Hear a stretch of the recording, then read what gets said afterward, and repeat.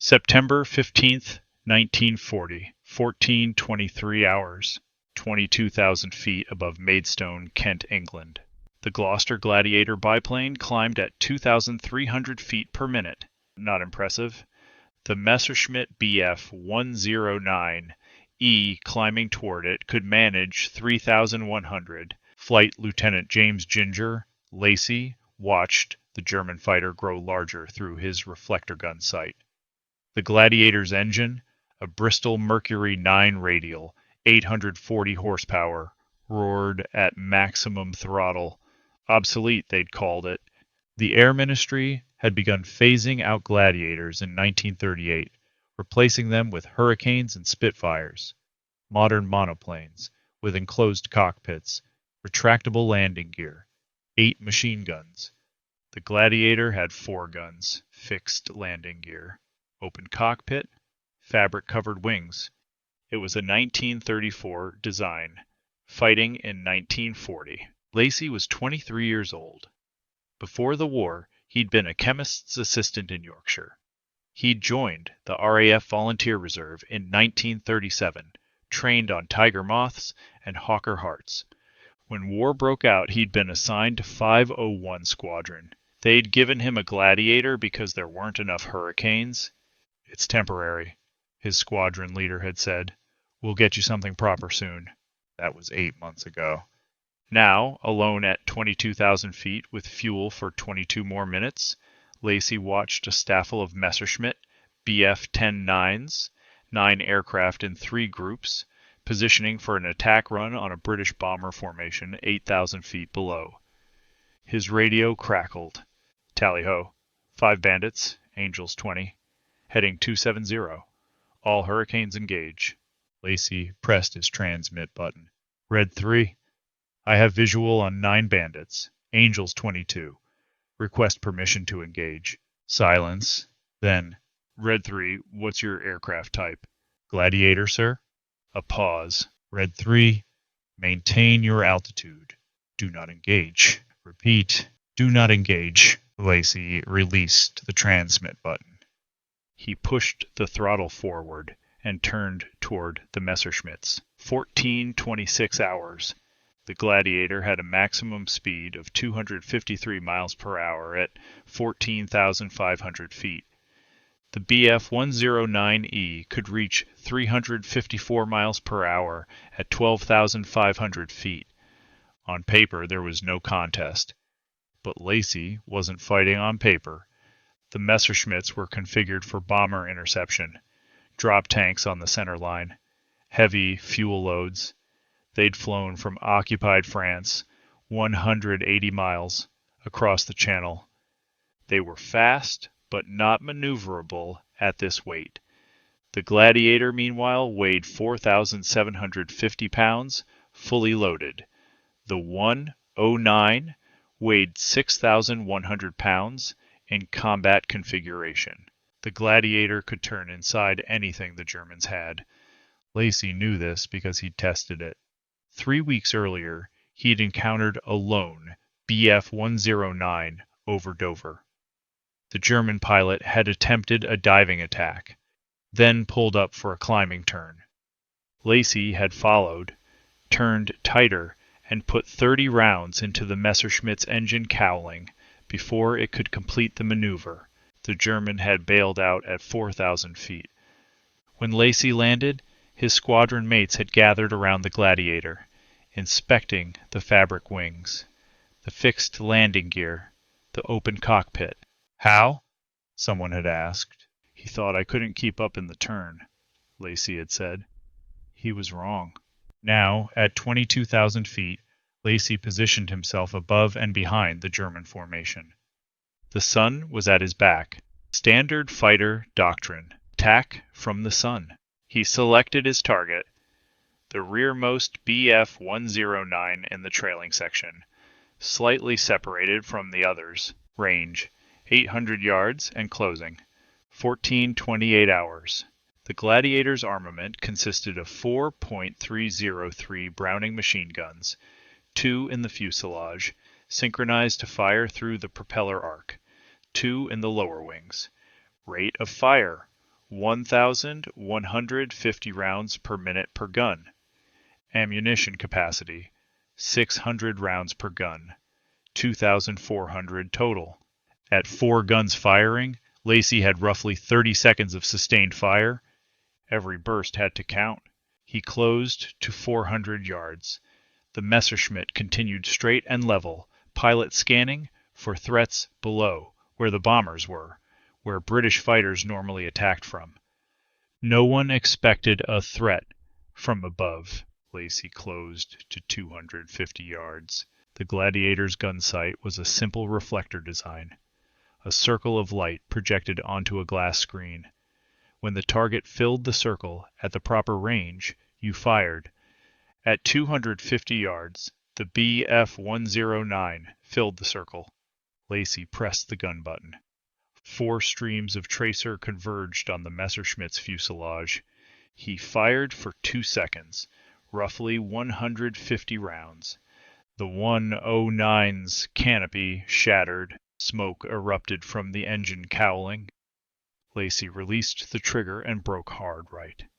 The damaged Messerschmitt rolled inverted and entered a spin. No parachute. The remaining 8 109s scattered. 1429 hours. German fighter doctrine emphasized speed and energy. Dive on the enemy. Fire. Use superior speed to escape before the enemy can react. It was called boom and zoom. It worked against Hurricanes and Spitfires aircraft that tried to dogfight, to turn with the 109s and match them in sustained combat. But the Gladiator didn't fight that way. Lacey had learned this from an instructor at RAF Cranwell. A biplane is a dancer, a monoplane is a sprinter. Don't try to outrun them. Make them dance. The Messerschmitts regrouped 1,500 feet below Lacey's position. He could see them clearly.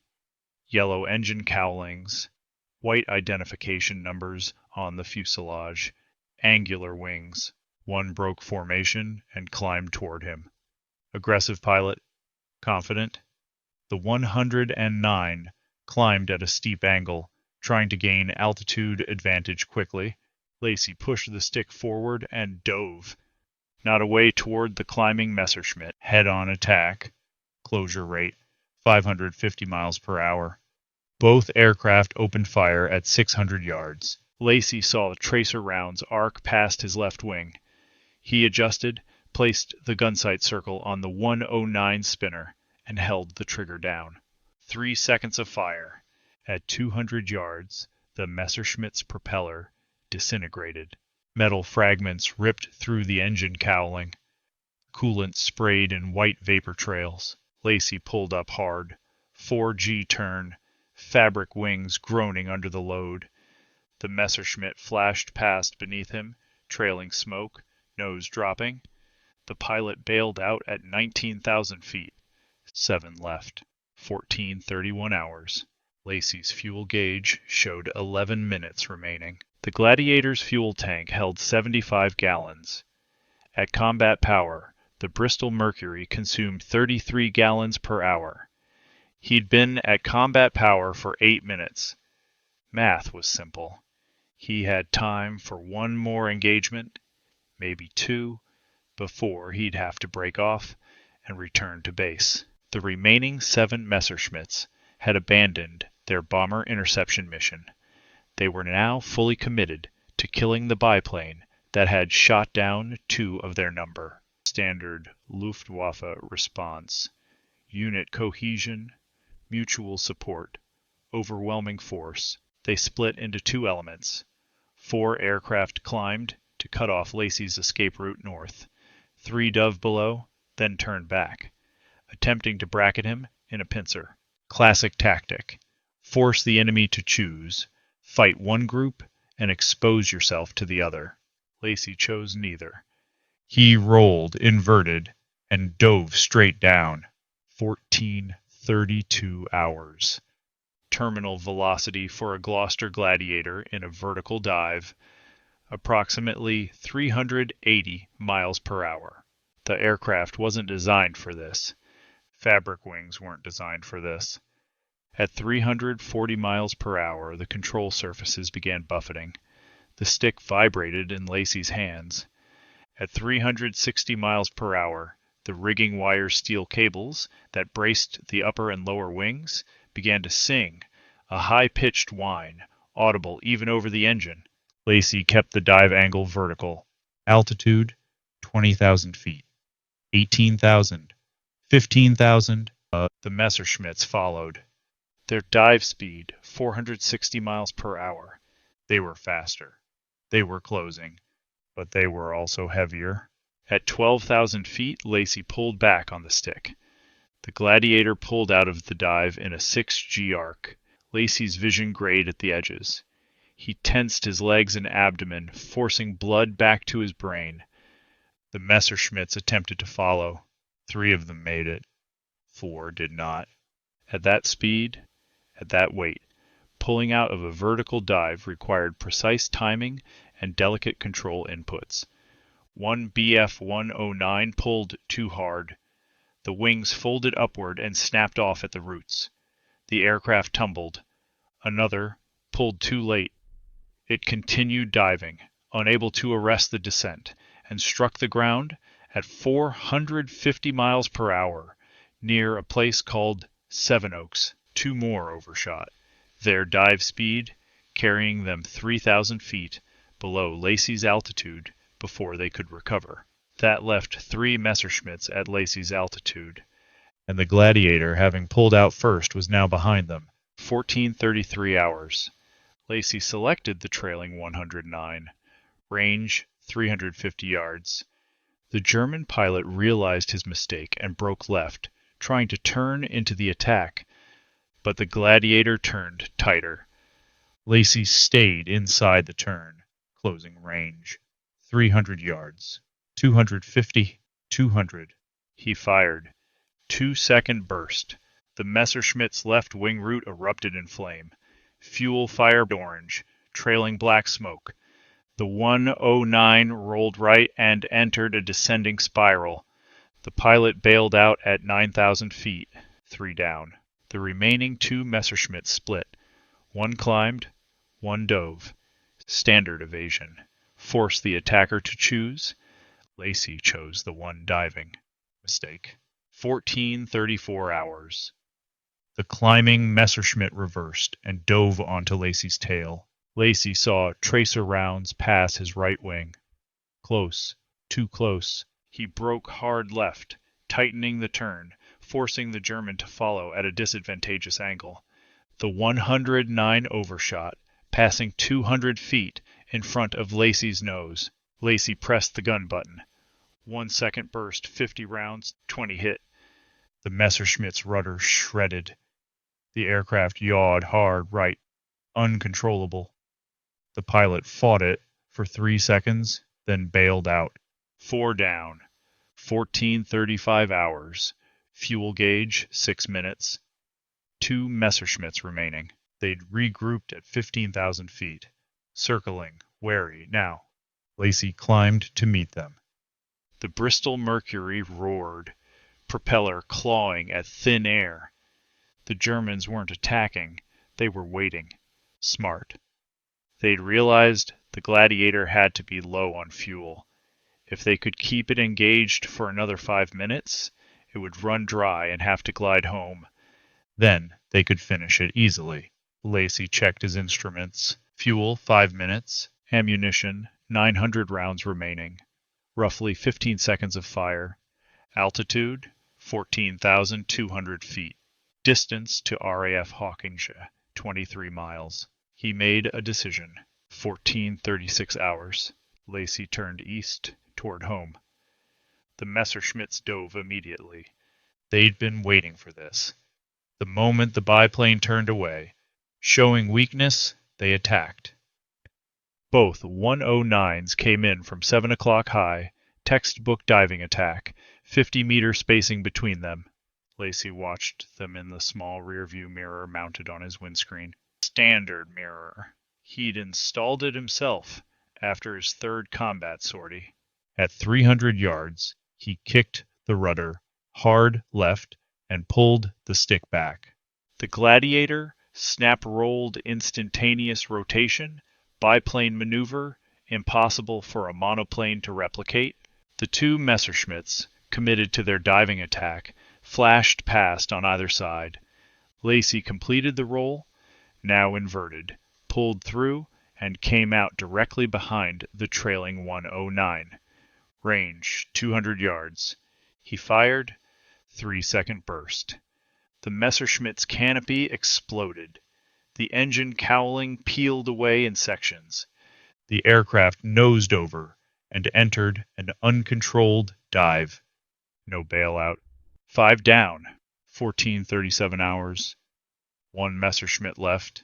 The German pilot pulled up hard, trying to gain separation, reassess, use his speed advantage to escape.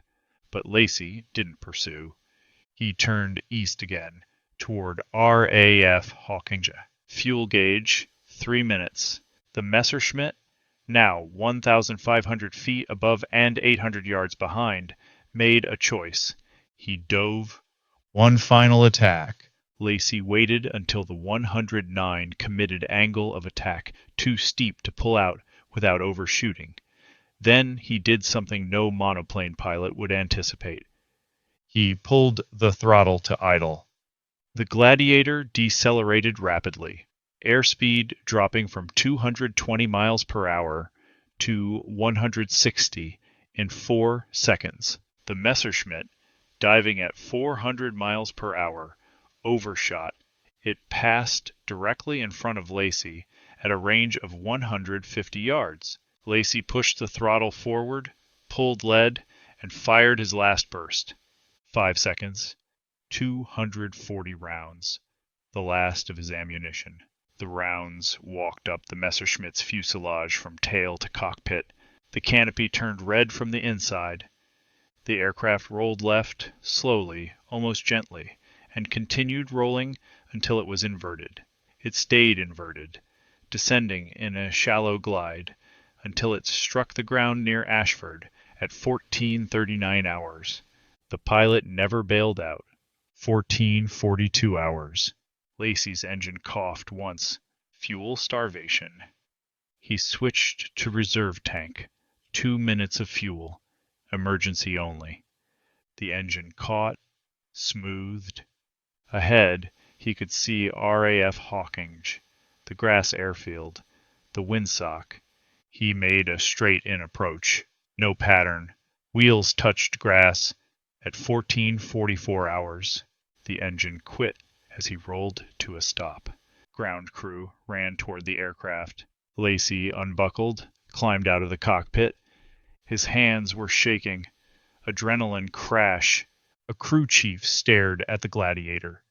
The fabric wings had tears along the trailing edges from high-speed buffeting. The fuselage had 3 bullet holes. He hadn't noticed them during the fight. Jesus, sir, what happened? Lacey pulled off his leather helmet. Ran into some 109s. How many? 9. The crew chief looked at him. How many did you... 5 confirmed, maybe 6. I lost visual on 1.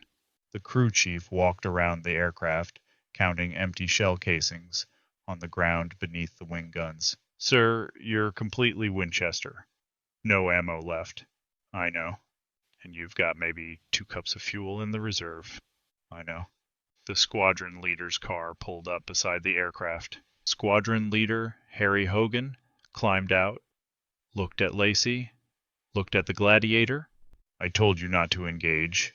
Yes, sir. You engaged 9 Messerschmitts in a Gladiator. Yes, sir. Blown. Yes, sir.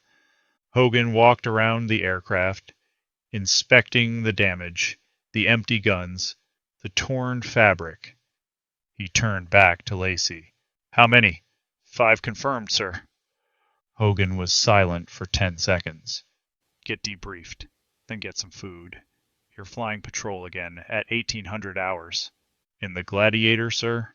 We still don't have enough Hurricanes. So, yes. In the Gladiator? Hogan walked back to his car, then stopped. And Lacey? Good shooting. September 16th. Now, 1940, 0800 hours. The intelligence officer filed Lacey's combat report. 5 Messerschmitt Bf 109 E aircraft destroyed. Confirmed by ground observers, home guard units, and wreckage recovery teams. Or locations: 1 crashed near Maidstone, 1 crashed near Sevenoaks, 1 crashed near Ashford. 2 pilots bailed out and were captured. Aircraft type flown: Gloster Gladiator. Mark II, serial number K7985. Ammunition expended: 2,400 rounds. Fuel remaining on landing: 0.8 gallons. The report was forwarded to Fighter Command Headquarters. Air Chief Marshal Hugh Dowding read it that afternoon.